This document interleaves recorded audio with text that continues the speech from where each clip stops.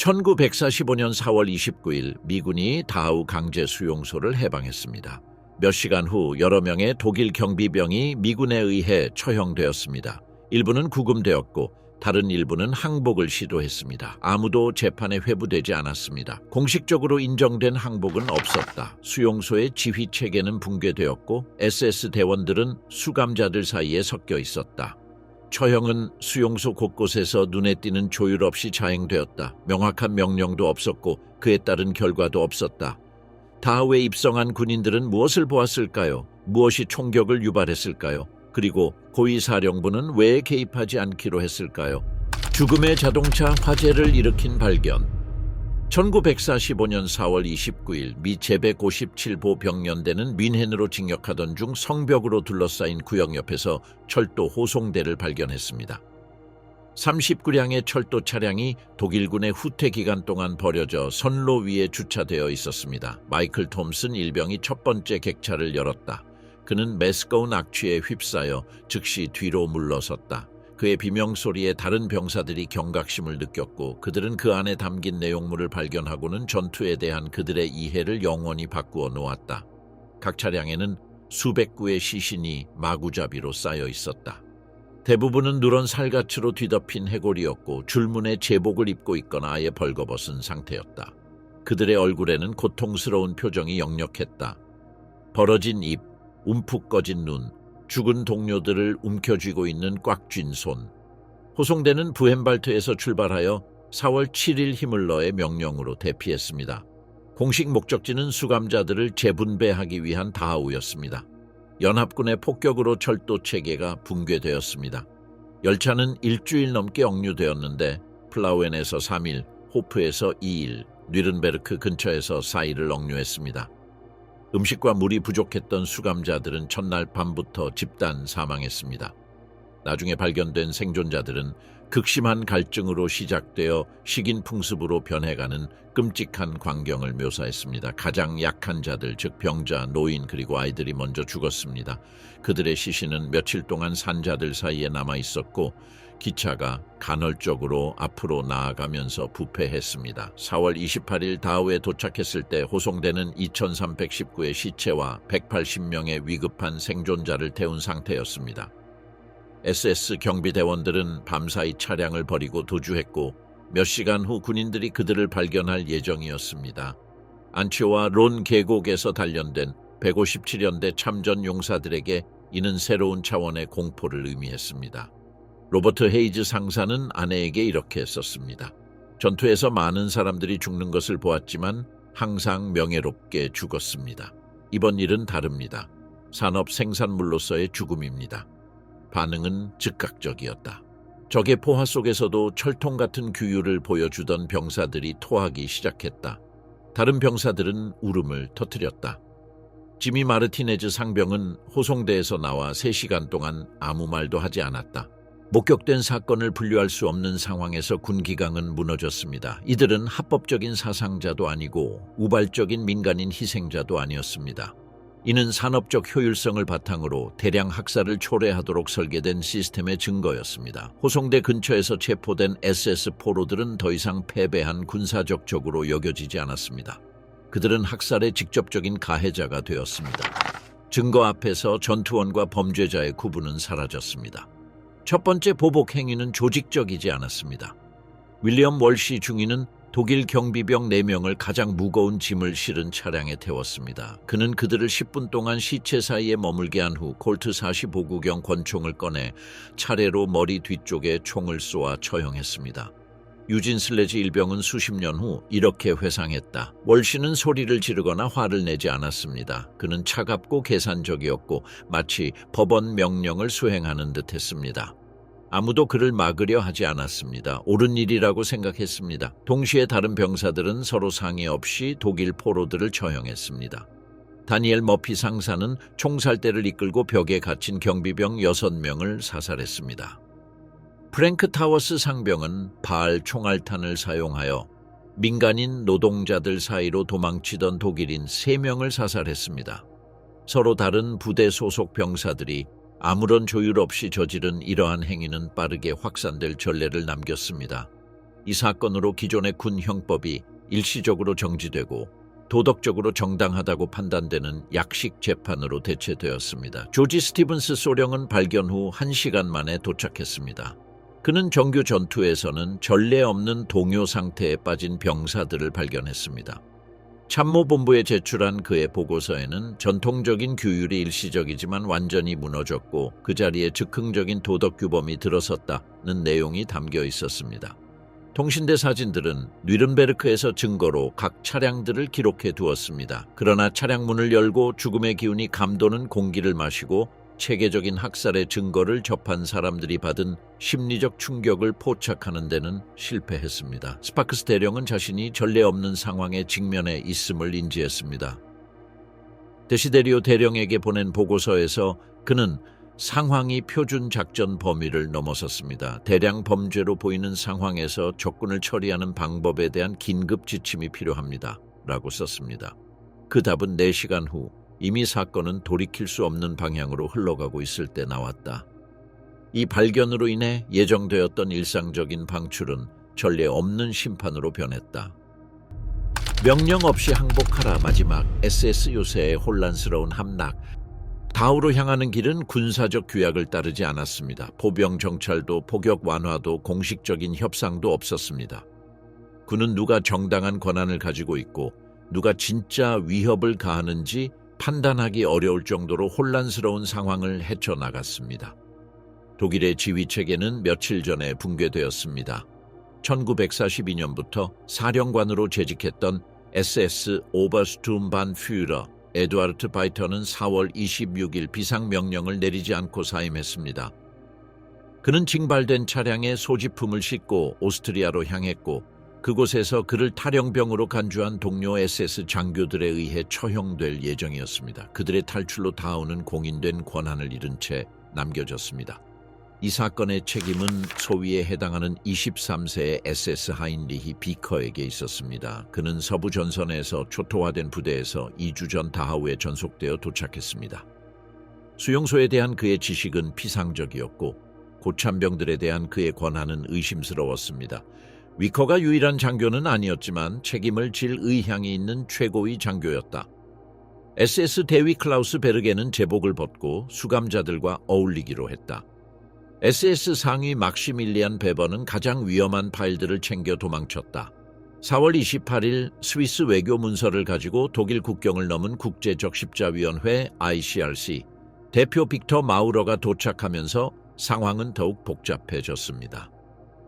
인도주의법 전문 변호사인 마우러는 바이에른 수용소에서 연합군 당국으로의 이송을 지원하기 위해 파견되었습니다.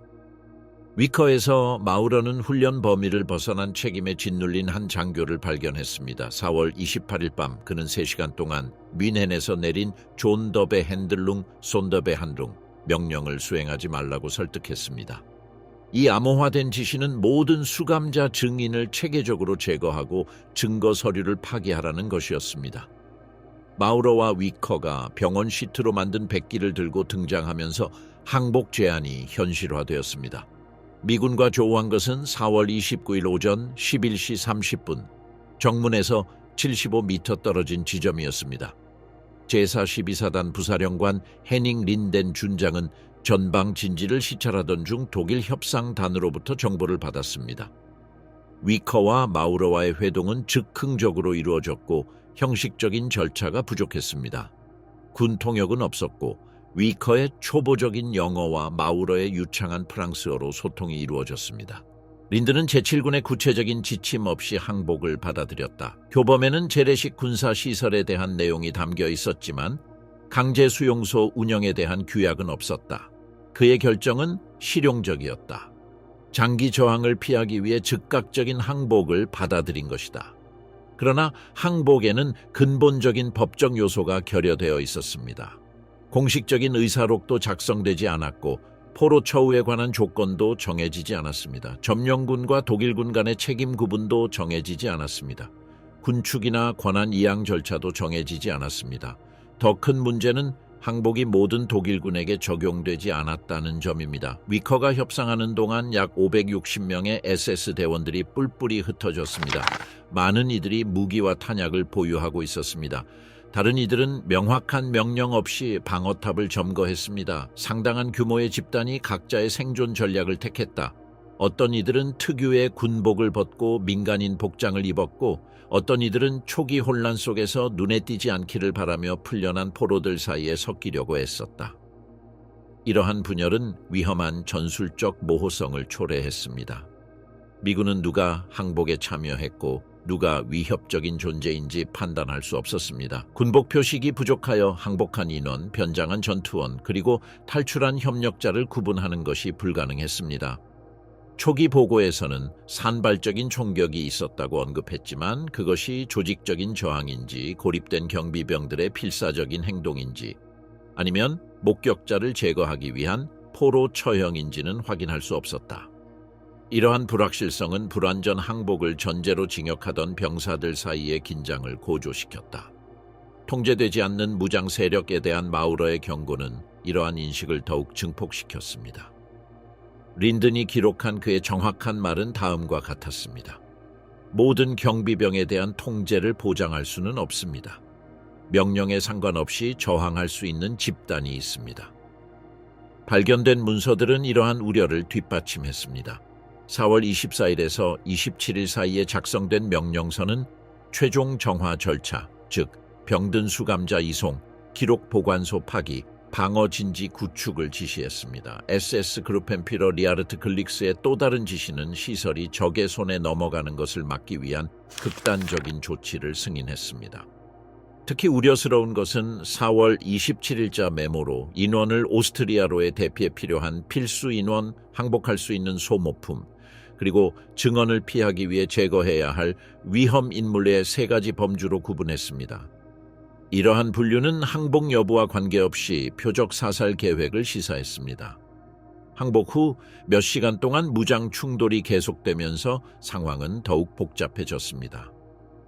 막루 안의 경비병들은 항복 사실을 모른 채 철조망으로 접근하는 수감자들에게 발포했습니다.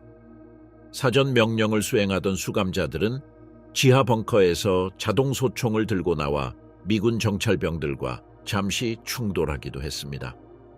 이러한 사건들은 상당수의 독일군 장병들이 항복이 불완전하거나 사기적이거나 무시당했다는 인식을 확증했습니다. 이러한 인식은 항복으로 보호받을 수 있었던 독일 포로들에 대한 폭력 행위를 정당화할 것입니다. 통일된 지휘 계통이 없었다는 것은 포로 처우에 관한 규칙을 정할 수 있는 적법한 대화 상대가 없다는 것을 의미했습니다. 전통적인 항복에서는 최고위 장교가 부하 직원에 대한 책임을 지고 포로 수용 조건을 협상했습니다. 다하우에는 이러한 직책이 존재하지 않았습니다. 그 결과 각 미군 부대는 마주친 독일군을 어떻게 대할지에 대해 즉흥적으로 결정을 내려야 했습니다. 명확한 지침도 없고 강제 수용소 해방에 대한 규약도 없었기에 포로로서 누가 보호를 받을 자격이 있는지에 대한 판단은 시체가 가득 실린 차량의 충격을 처리하는 병사들의 몫으로 남았습니다. 불타오르는 다하우, 모든 것이 부서진 안뜰. 4월 29일 오후 2시 45분 석탄 야적장으로 알려진 직사각형 구역에서 해방운동의 가장 중요한 사건이 발생했습니다. 바로 미군에 수용된 독일 포로들을 대량 처형한 사건입니다. 고위 장교의 직접적인 참관, 학살을 막기 위한 즉각적인 개입, 그리고 상세한 기록이 주목할 만합니다. 석탄 야적장은 SS 행정 건물들과 인접한 주 수용소 뒤편에 위치한 가로 40m, 세로 20m 크기의 구역이었습니다. 3m 높이의 벽돌담과 독특한 통제된 출입로 덕분에 처리 기간 동안 수감자들을 일시적으로 감금하기에 적합한 공간이었습니다. 원래는 독일 사무실 난방용 보일러 연료를 저장하는 용도로 사용되었습니다. 제157연대 사령관이자 시칠리아와 안치오 전투 참전 용사인 펠릭스 스파크스 대령은 이 지역을 포로로 잡은 친위대 경비병들을 처음 3시간 동안 집결지로 지정했습니다. 그의 결정은 일반적인 전술 절차를 반영한 것이었습니다. 즉, 수감자들을 위험 수준에 따라 분류하고 무장 경비를 유지한 후 상황이 안정되면 처리했습니다. 오전 동안 약 50명이 수용소로 끌려갔다. 이 구성은 항복 당시의 정체성 혼란을 반영했다. 18명은 검은색 SS 제복을, 15명은 뚜렷한 표식이 없는 국방군 제복을, 12명은 위장을 암시하는 군복과 민간복을, 그리고 5명은 완전한 민간복을 입고 있었다. 스파크스는 이들을 보호하기 위해 웨스트포인트 장교이자 흠잡을 데 없는 전적을 가진 윌리엄 월시 중위를 1중대 소속의 숙련된 병사 8명과 함께 배치했습니다. 보안을 위해 지휘 위치에는 M1911 그웨이퍼 브라우닝 기관총이 설치되었고 수감자 처리 경험이 전혀 없는 19세의 리처드 버드아이 팔루치 일병이 조작했습니다. 기관총은 수용소 전체를 조망할 수 있는 언덕 위에 설치되어 있었다. 이 기관총은 대규모 인원을 감시할 때 자동 제압 기능을 요구하는 수동 지시에 따라 작동했다. 팔루흐는 기관총을 항상 준비 상태로 유지하되 직접 허가를 받거나 수감자들이 명백히 저항하기 시작할 때만 발사하라는 명령을 받았다. 석방된 포로들이 저천증 치료를 받아야 하는 응급 의료 상황에 대비해 떠나기 전 스파크스는 명확한 지시를 내렸습니다. 여러 증언에 기록된 그의 정확한 말은 다음과 같았습니다. 이들은 제네바의 보호 아래 있는 전쟁 포로입니다. 그들이 이전에 무슨 짓을 했는지는 중요하지 않습니다. 어떠한 학대도 군법에 따라 처벌될 것입니다. 사건은 그들이 떠난 지 15분 만에 발생했습니다. 10m도 차에 떨어지지 않은 곳에서 목격한 헨리 웰스 상병에 따르면 몇몇 수감자들이 점점 더 불안해지기 시작했습니다.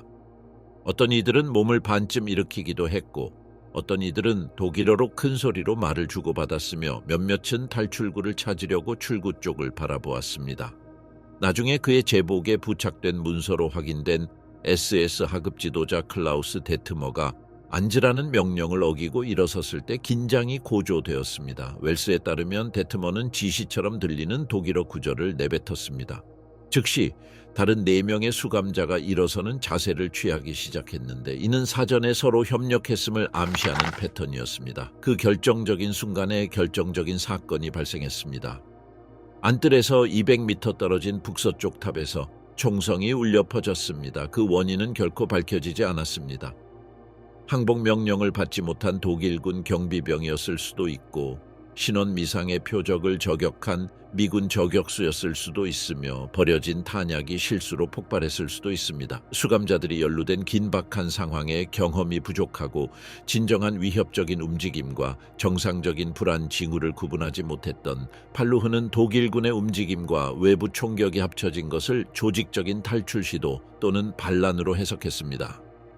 반대편에서 다른 경비병들을 감독하던 월시의 허가도 받지 않고 아무런 경고도 하지 않은 채 그는 즉시 발포했습니다. 36구경의 첫 번째 포탄이 무리의 중앙을 향해 날아들었고 처음에는 데트머와 일어섰던 4명을 맞췄습니다. 그 충격으로 그들은 즉시 쓰러졌지만 그들의 넘어짐과 비명은 광범위한 공황을 야기했습니다. 어떤 이들은 엄폐물을 찾아 구석으로 달려갔고 어떤 이들은 존재하지도 않는 엄폐물을 찾아 땅에 몸을 던졌습니다. 이러한 방어적인 움직임은 팔루흐가 대규모 탈출 시도가 발생하여 최대의 치명적 무력으로 제압해야 한다는 잘못된 인식을 심어주었습니다. 그는 체계적으로 사격을 계속했고 테이프를 하나씩 비우며 연발 사격으로 주변을 휩쓸었습니다. 목격자들의 증언에 따르면 이 젊은이는 현실과 동떨어진 듯 보였고 진정한 위협과는 동떨어진 폭력의 소용돌이에 갇힌 듯 했습니다. 총격이 시작되었을 때 남동쪽 모퉁이에 있던 월시는 즉시 개입하지 않았습니다. 그의 무행동은 추후 분석 대상이 되겠지만 증언에 따르면 그는 상황을 파악하기 전에 몇 초 동안 마비되는 듯한 충격을 경험했습니다. 그가 반응하자 사격 중단 명령을 외치기 시작했지만 팔루흐는 구두 명령에 응답하지 않았습니다. M1911 그웨이퍼의 끊임없는 발사 소리는 300m 떨어진 곳에서 의료작전을 감독하던 스파크스를 즉시 경계하게 했다. 오전 내내 산발적으로 발생했던 총격과는 달리 특유의 연속적인 자동사격은 즉각적인 개입이 필요한 격렬한 전투를 예고했다. 스파크스는 행동을 멈추고 안뜰로 달려갔고 총격이 시작된 지 3분 만에 도착했다. 그 광경은 그가 3년간의 전투에서 마주쳤던 어떤 상황보다 더 끔찍했다. 팔루흐는 쓰러진 시체를 향해 총을 쏘며 횡설수설하는가 하면 완전히 무너진 심리적 상태로 이성적인 사고를 할 수 없었다. 스파크스의 개입은 즉각적이고 물리적이었습니다. 그는 팔루치에게 달려들어 격렬하게 발로 차서 땅에 쓰러뜨린 후 수동으로 급탄 장치를 분리하여 발사를 영구적으로 중단시켰습니다. 그의 행동은 대규모 학살을 막았지만 대부분의 희생자들에게는 너무 늦었습니다. 그 결과 독일 경비병 12명이 여러 발의 총격에 즉사하고 17명이 다양한 정도의 부상을 입었습니다. 여러 명이 그 후 몇 시간 동안 고통 속에 누워 있었습니다.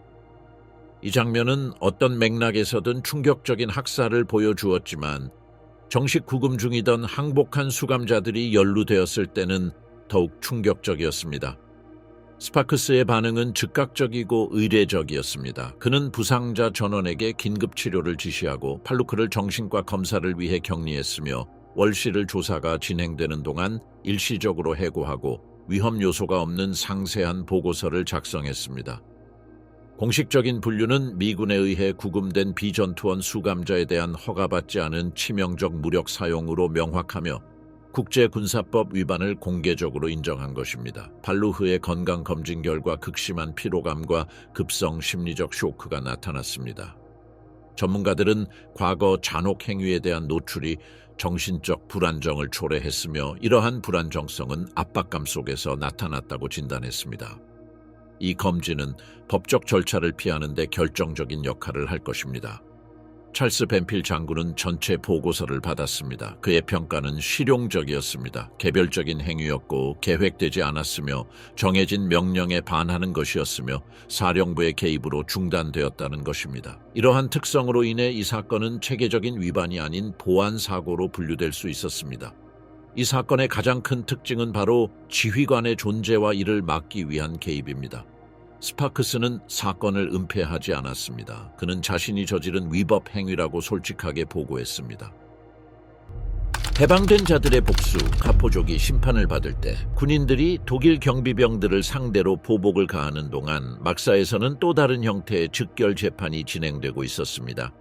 석방된 수감자들은 카포 친위대가 다른 수감자들을 내부적으로 통제하기 위해 선발한 수감자들과의 심판을 시작했습니다. 카포는 강제 수용소 시스템의 왜곡된 형태를 보여주었다.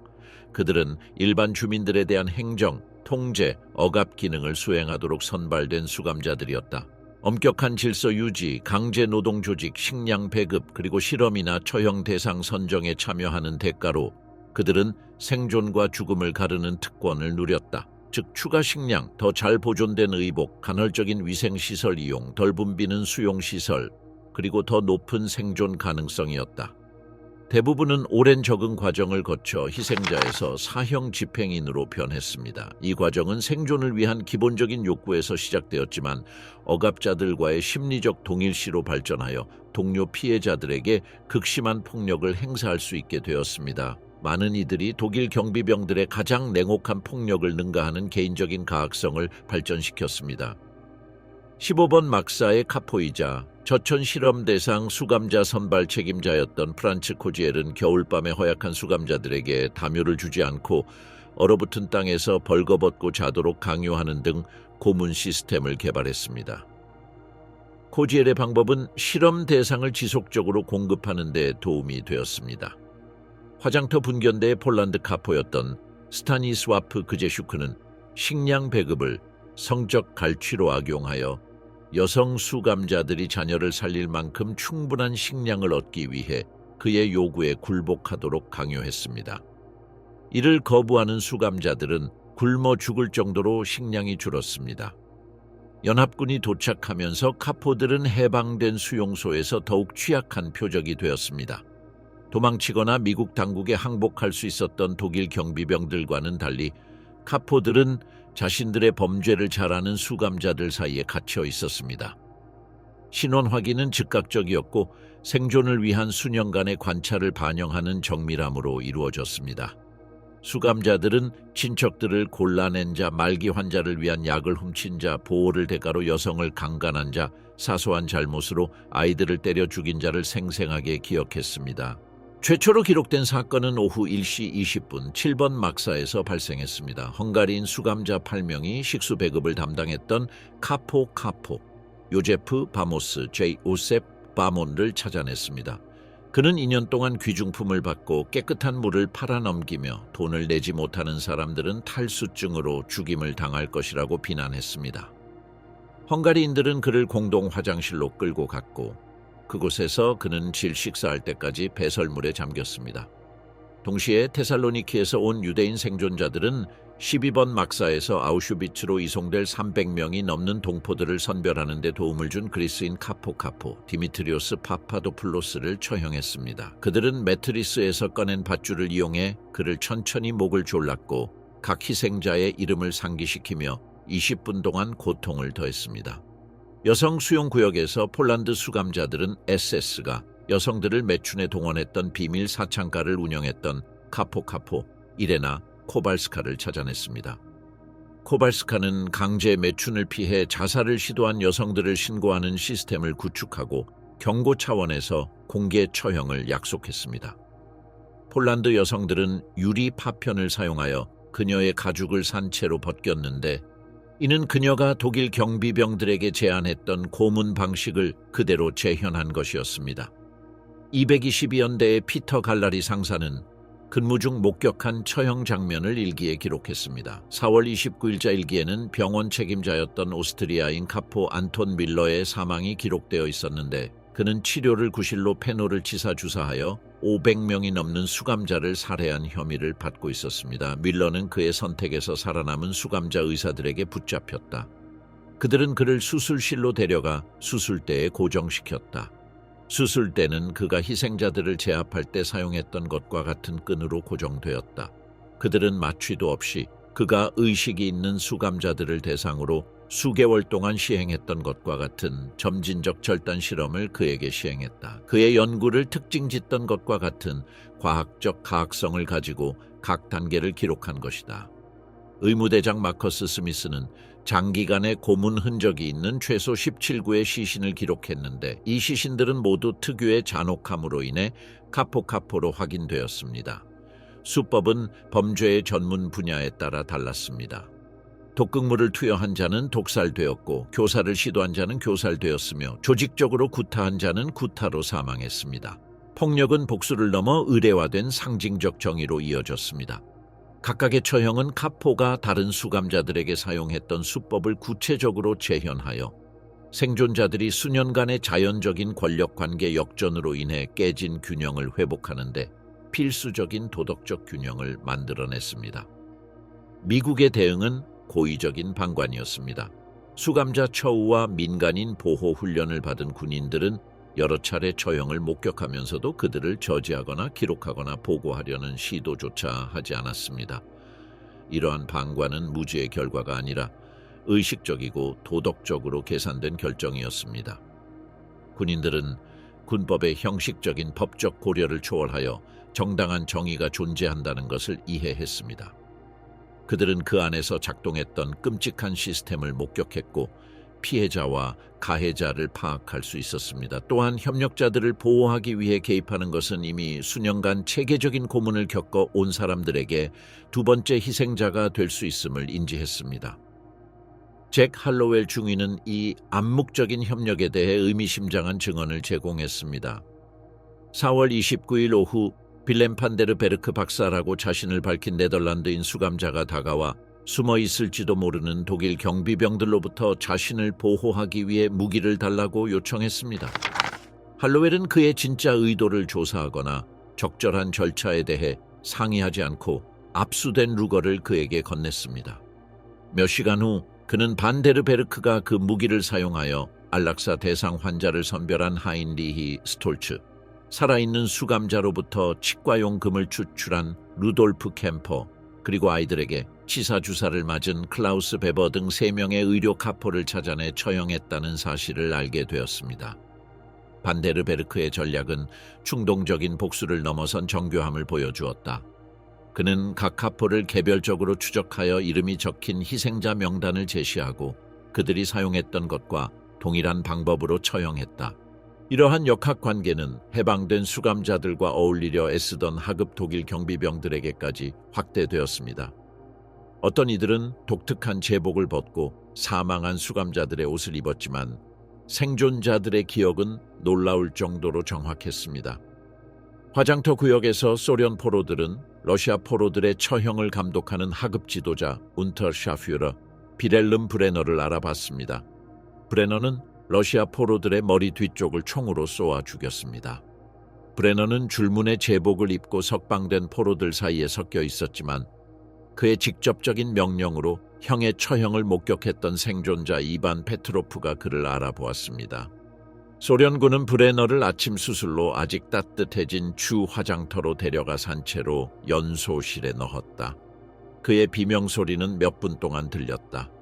수감자들은 이것이 적절하다고 생각했다.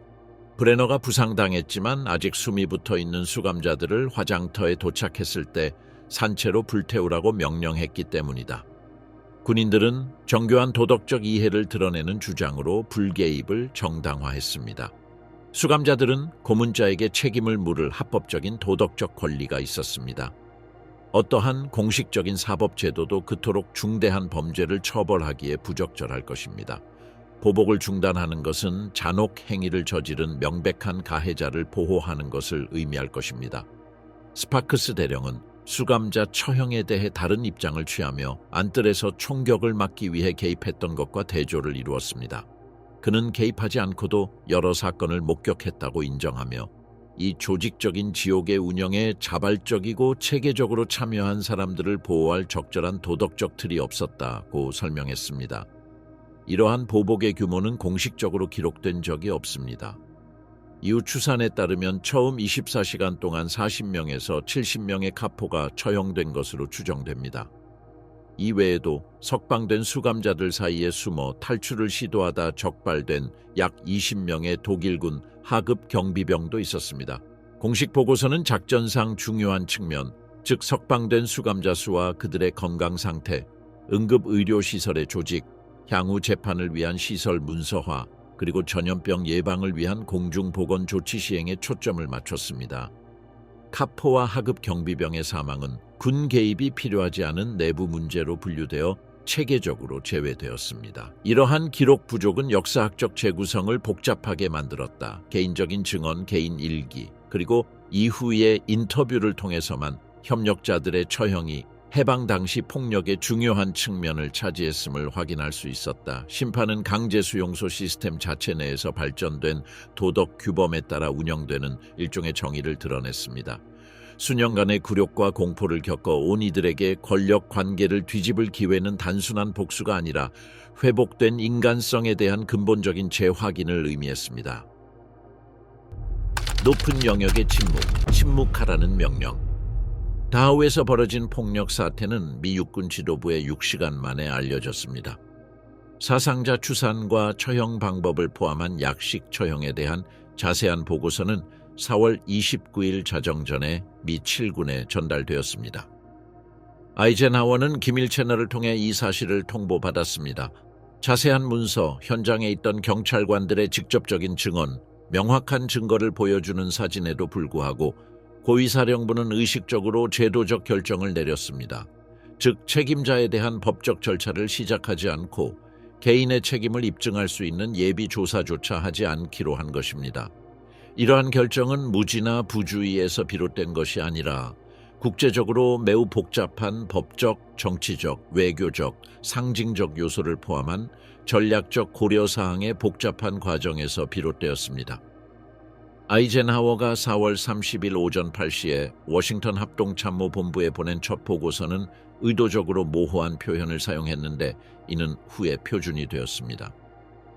기밀, 제한 배포로 분류된 그의 전문에는 군이 다하우 수용소를 성공적으로 해방하고 작전 허가를 완료했다고 명시되어 있으며 약 3만 2천 명의 수감자가 해방되었고 300명의 SS 경비병이 작전 확보 과정에서 신속하게 무력화되었다고 나와 있습니다. 무력화는 여러 해석을 허용했습니다.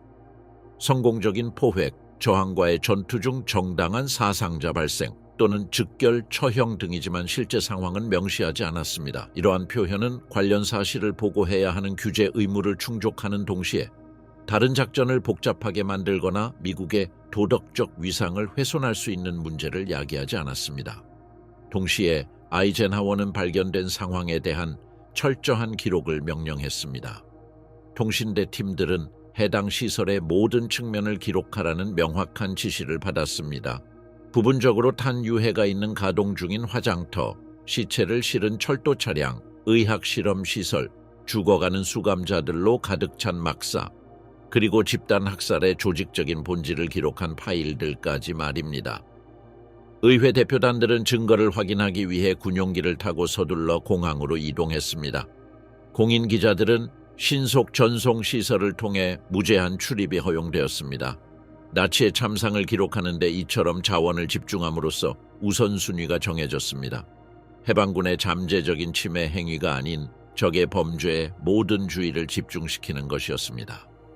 이는 연합군이 나치 범죄자들을 국제재판에서 재판하는 것의 도덕적 정당성에 대한 미래의 논쟁을 예상한 서사적 통제 전략이었다. 미군의 즉결 처형을 인정하는 것은 뉘른베르크 전범 재판에서 변호인들이 도덕적 동등성을 주장하는 데 악용될 수 있었으며, 이는 전후 사법제도 전체의 법적 기반을 훼손하는 결과를 초래했다. 제7군 사령관 알렉산더 패치 장군은 스파크스 대령으로부터 안뜰 총격 사건 및 기타 사건에 대한 자세한 보고를 받았습니다. 5월 3일자 패튼 장군에게 보낸 기밀 각서에서 그는 기술적으로 군법을 위반했지만 극도로 심각한 작전 및 심리적 상황으로 인해 문제가 될 수 있는 선례를 만들 수 있는 어떠한 사법 절차도 부적절하다고 평가했습니다. 패치는 대량 학살을 발견한 후 군인들을 기소하는 것은 적의 선전에 악용될 수 있는 위험한 선례를 만들어 연합군의 도덕적 위상을 훼손하고 점령된 독일에서 탈나치화를 주도할 미국의 권위를 약화시킬 것이라고 주장했습니다. 더 전략적으로 보면 이는 전후 평화의 법적 기반으로 이미 계획된 뉘른베르크 협정에 필요한 도덕적 권위를 훼손할 것입니다. 직설적인 문체와 독특한 군사 정의관으로 유명한 패튼은 이러한 평가를 뒷받침하고 추가적인 주장을 제시했습니다.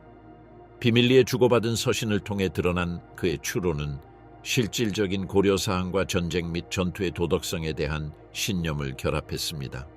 패튼은 강제 수용소 경비원들이 민간인을 대상으로 한 대량 범죄에 가담함으로써 제네바 협정에 따른 보호를 자동으로 상실했다고 믿었으며, 그들은 더 이상 합법적인 전투원이 아니며 일반 범죄자가 되어 일반 수감자에게 주어지는 대우를 받을 자격이 없다고 주장했습니다. 가장 영향력 있는 법적 평가는 미 7군 법률 고문이자 미래의 워터게이트 사건 검사였던 레온 자워스키 대령에게서 나왔습니다. 6월 15일자 23페이지 분량의 기밀 메모에서 자워스키는 다우에서 발생한 특정 사건과 관련하여 군인들을 기소하는 데 관련된 모든 법적 함의와 판례를 분석했습니다. 야보르스키는 항복한 포로에 대한 처형이 헤이그 협약과 제네바 협약에 따른 전쟁법 위반임을 인정했지만, 정의와 형평성을 위해서는 역사적으로 독특한 상황, 즉 알려진 법적 선례를 초월하는 상황에서 개인의 책임을 묻는 매우 어렵고 어쩌면 불가능할지도 모르는 작업을 수행할 필요가 없다고 주장했다. 그의 분석은 운영 중인 학살 수용소가 직접 발견되었을 때 군의 반응을 판단할 선례가 부족하다는 점을 강조했습니다.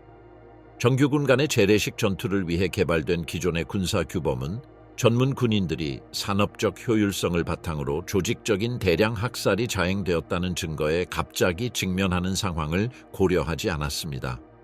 메모에는 구체적인 완화 요소가 명시되어 있습니다.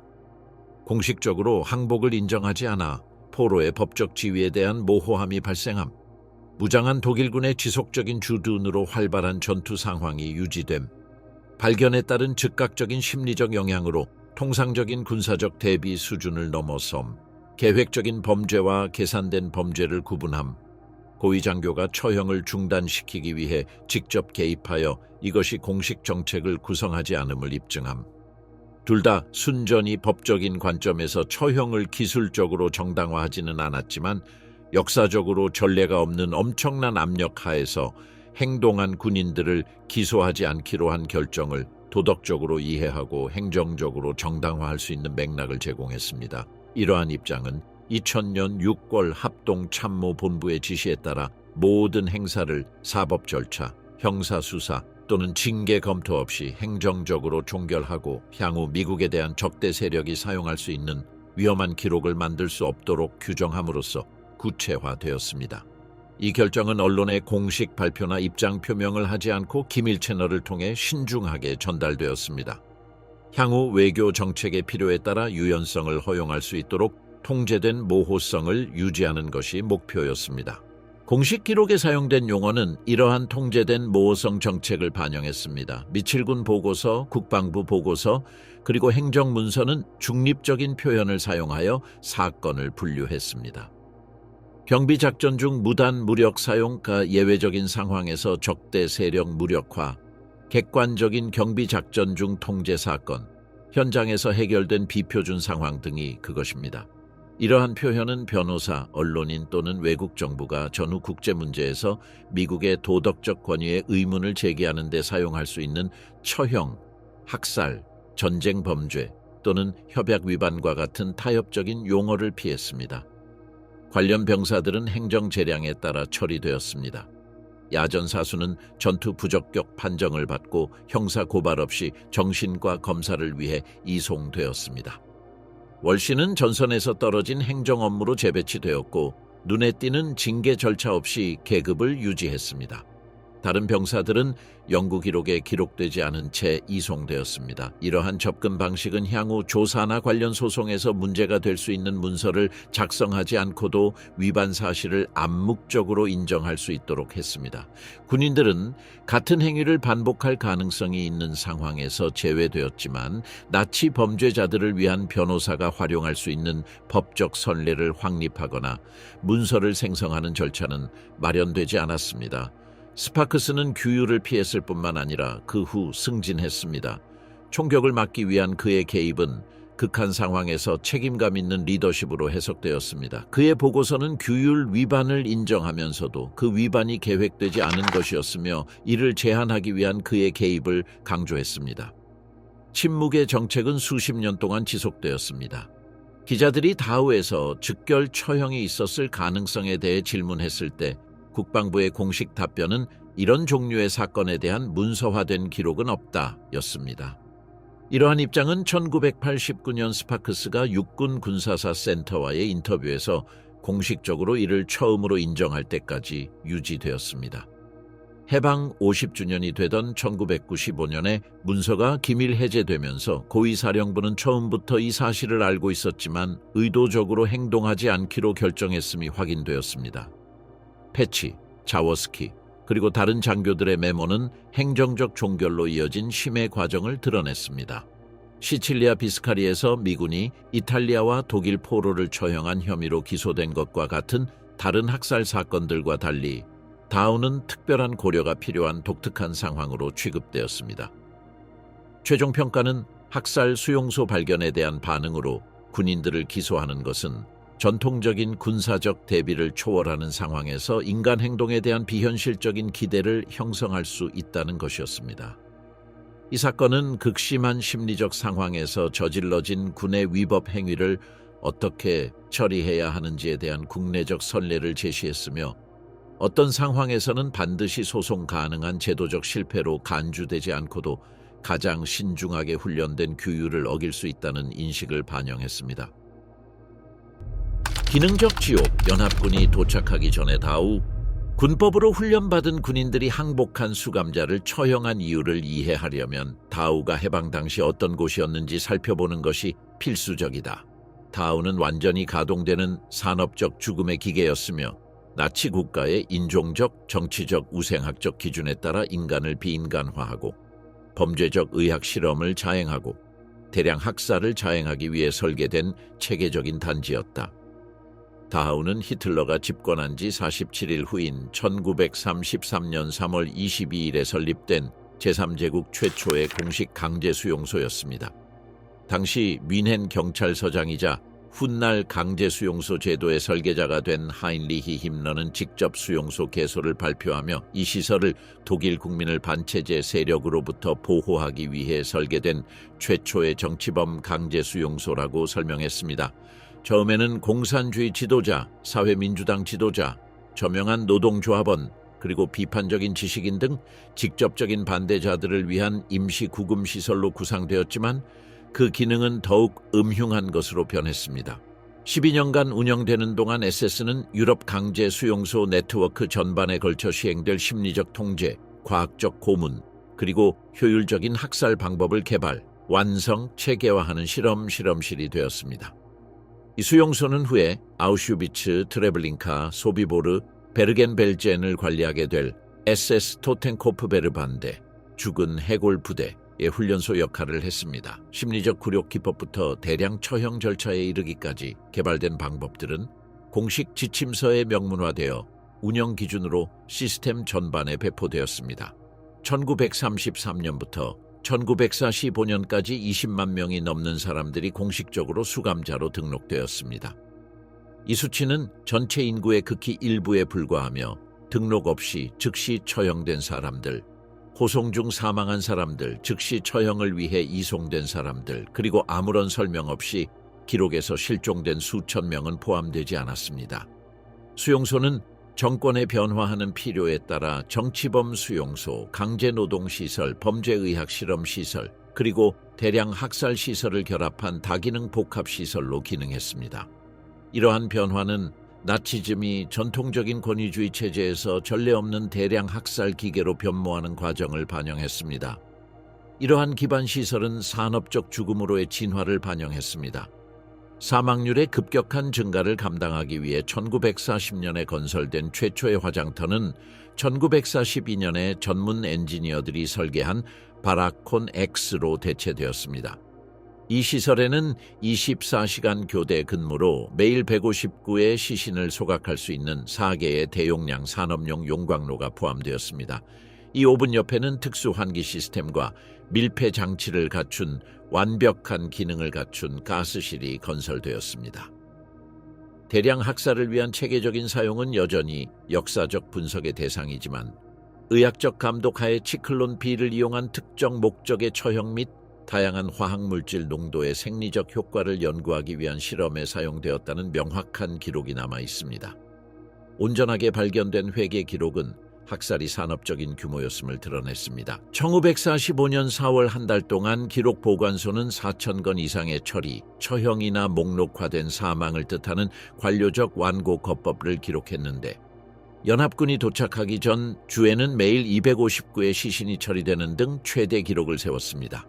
이 수치는 민헨에서 필연적인 체포 전에 목격자를 제거하기 위한 예방적 정화 명령이 신속하게 시행되었음을 보여줍니다. 사용된 용어인 손더베한длung 베슐러니겐 특별 처리 가속화과 스푸렌 베세이티겐 흔적 제거은 대량 학살의 실체를 언어적으로 위장하기 위해 개발된 것이었습니다. 4월 29일 미군이 진입했을 때 전날 밤 받은 명령에 따라 화장터가 활발하게 가동되고 있는 것을 발견했습니다.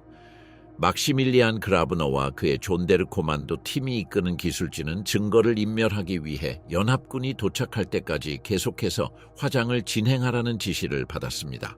화장로는 1945년 1월부터 시행된 가속화된 학살 정책으로 인해 발생한 사망자 수를 감당할 수 없을 정도로 화장 용량이 부족해 파낸 대량 매장지에서 시체를 발굴하고 재사유하는 등 최근 처형된 수감자의 시체를 처리하기 위해 끊임없이 최대 용량으로 가동되었습니다. 충격적인 측면은 살아있는 인간을 대상으로 한 공식적인 의학실험 프로그램이었다. 연구병원은 최첨단 수술기구를 완비한 일련의 특수병동으로 마취, 동의 또는 실험 대상의 안녕을 고려하지 않고 실험 절차가 진행되었으며 이는 실험실 재료로 사용되었다. 이러한 실험은 개별 의사들의 주변적인 계획이 아니라 제국의 명문 과학연구소, 독일의 공인대학, 군대가 조정하고 자금을 지원한 공식 프로그램이었습니다. 이들은 특정 자금과 수입 장비를 제공했고 대학 교수와 고위 군의관들이 정기적으로 기술 감독을 맡았습니다.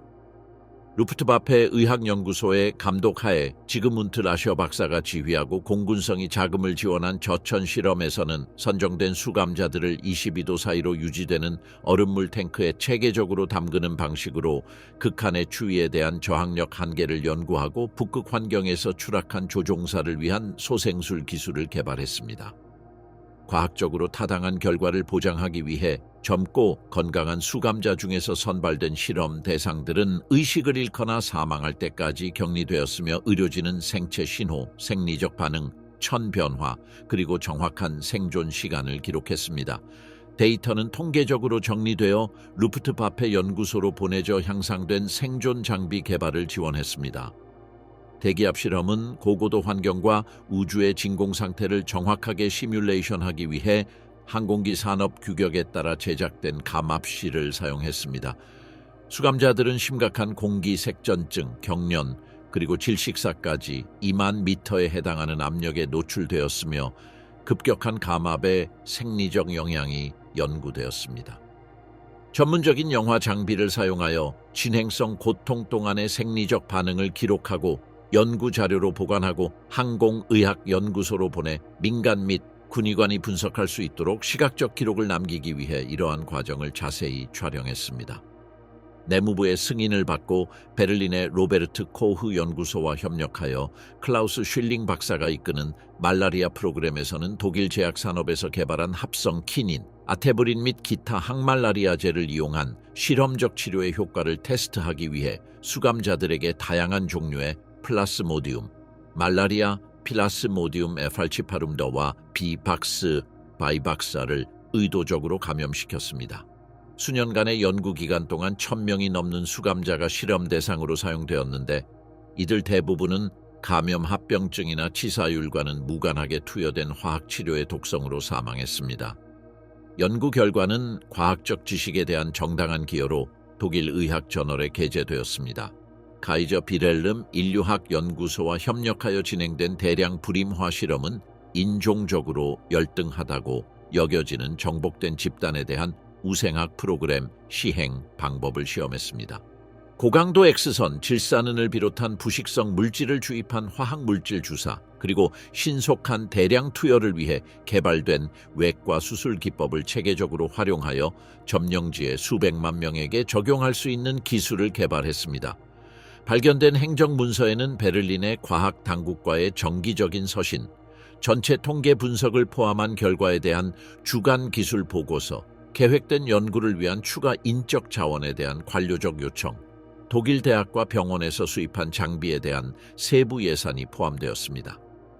이 문서는 해당 실험이 사디즘에 의해 동기를 부여받은 의사들의 통제되지 않은 지역적 계획이 아니라 나치 국가가 체계적으로 자금을 지원하고 독일의 가장 명망 있는 의학기관이 학문적으로 감독하는 국가 차원의 과학 프로그램의 필수적인 구성 요소였음을 보여줍니다. 해방 후 며칠 동안 미국 군의관들이 조사한 연간실에는 연합군이 도착하기 몇 시간, 며칠 전에 수행된 실험에 대한 명확한 물리적 증거가 있는 수백 구의 시체가 있었습니다. 의학적 정당성 없이 행해진 외과적 절단 분석을 위한 체계적인 내부 장기 제거, 살아있는 피험자의 해부 흔적, 여러 차례의 실험 주사 자국, 마취 없이 행해진 외과적 살균 절차 등이 있었습니다. 일부 시체에는 의학 기록에 있는 특정 실험 기록과 정확히 일치하는 문신 번호가 새겨져 있었는데 이를 통해 각 개인에게 수행된 시술과 그 시술을 담당한 의사를 정확하게 식별할 수 있었습니다. 해방 당시의 전반적인 상황은 말로 다 표현할 수 없을 정도였다. 최대 500명의 수감자를 수용하도록 설계된 막사는 간소하지만 거주 가능한 환경이었지만 평소에는 최대 2,500명의 수감자를 과밀 수용하여 존엄성, 기본적인 사생활, 그리고 건강한 생존의 가능성을 완전히 차단했다. 수감자들은 매트리스나 담요도 없이 3단으로 쌓인 나무 침상에 포개져 잠을 자거나 몇 달 동안 청소도 하지 않고 쌓여있던 배설물, 구토물, 말라붙은 피, 유기, 폐기물이 겹겹이 쌓인 흙바닥에서 잠을 잤습니다. 3만 명이 넘는 수감자에게 겨우 12개의 변소만 있는 위생시설의 부족은 변경을 끊임없는 전염을 통해 질병과 죽음의 중심지로 만들었습니다. 극심한 영양실조로 약화된 사람들 사이에서 유행성 발진 티푸스가 걷잡을 수 없이 확산되었습니다. 수천 명의 사람들이 심각한 증상을 보였습니다. 40도 이상의 지속적인 고열 반의식 상태를 유발하는 지속적인 선망, 온몸을 뒤덮는 광범위한 피부 발진, 그리고 반투명한 피부로 뒤덮인 해골처럼 몸을 가린 극심한 탈수 증세였습니다. 영양실조가 만연했고 군의관들이 현대의학 역사상 가장 심각한 수준으로 묘사한 수준에 이르렀습니다. 수감자들은 수년간의 수감 기간 동안 정상 체중의 40%에서 60%까지 감소하여 정상적인 성인의 체중도 40kg도 채 되지 않는 극심한 수준으로 줄었습니다. 많은 수감자들이 극심한 굶주림에 시달려 서 있거나 기본적인 신체 기능을 수행하거나 고형 음식을 씹을 수 없게 되었습니다. 하워드 윌지 의무대령은 중요한 역사적 기록이 될 보고서에 당시 상황을 다음과 같이 기록했습니다. 검사 대상자의 90%에서 기아 부종을 동반한 광범위한 영양실조가 나타났습니다. 발진 티푸스, 폐결핵, 만성이질, 폐렴 등 전염병이 만연했습니다. 체계적인 신체적 학대의 광범위한 증거가 있습니다. 다발성 골절이 잘 낫지 않고 고의적인 화상을 입었으며 의학적 근거 없이 외과적 절단을 당했습니다. 보수적으로 추산한 결과 향후 72시간 동안 생존하려면 15만 명이 즉시 입원해야 합니다. 행정시설은 이 기관이 학살시설로서 체계적으로 운영되었음을 드러냈다. 전문 사무실에 정리된 파일들은 회계사처럼 정밀하게 모든 운영 측면을 기록하고 있었다. 사진과 생체 정보가 포함된 상세한 도착 기록, 사이비 과학적 기준에 따른 인종 분류, 이전 전문 기술에 따른 구체적인 업무 배정, 과학적 근거를 바탕으로 한 의학 실험을 위한 정기적인 선발, 그리고 특정 날짜와 방법이 정해진 예정된 실험까지. 이 문서는 다하우가 임시 구금 시설이나 혼란스럽게 관리되는 수용소가 아니라 표준화된 절차, 확립된 일정, 효율적으로 처리된 사망자 수를 기준으로 측정되는 구체적인 양적 생산성 목표에 따라 운영되는 산업적 인간 처리 시설이라는 것을 보여줍니다. 가장 충격적인 문서는 해방 며칠 전 작성된 작전 지시서였다. 4월 26일자 한 명령서는 시설의 완전한 대피와 최종 정리를 지시했는데 정보 분석가들은 이 지시서가 모든 수감자 증인을 체계적으로 제거하고 증거를 훼손할 소지가 있는 서류를 파기하라는 암호화된 지시라고 확인했다. 4월 28일 SS 그룹펜피러 리하르트 글릭스가 강제수용소 시스템 본부에서 서명한 또 다른 지시는 예정된 모든 화장을 앞당기고 불필요한 행정문서는 즉시 폐기하고 적군이 도착하기 전에 독일 인원을 완전히 대피시킬 수 없을 경우 주요 시설을 파괴하기 위한 폭발물을 준비하라는 내용이었다. 1945년 4월 29일 아침 미군이 다하우에 입성했을 때 그들은 단순히 명예로운 적들이 기존 군사 규약에 따라 수감되어 있던 전쟁포로 수용소를 해방한 것이 아니었습니다. 그들은 나치 정권 초기부터 최후의 붕괴 직전까지 12년 동안 체계적이고 중단 없이 효율적으로 작동해온 산업적 죽음의 기계의 작동을 적극적으로 방해했습니다.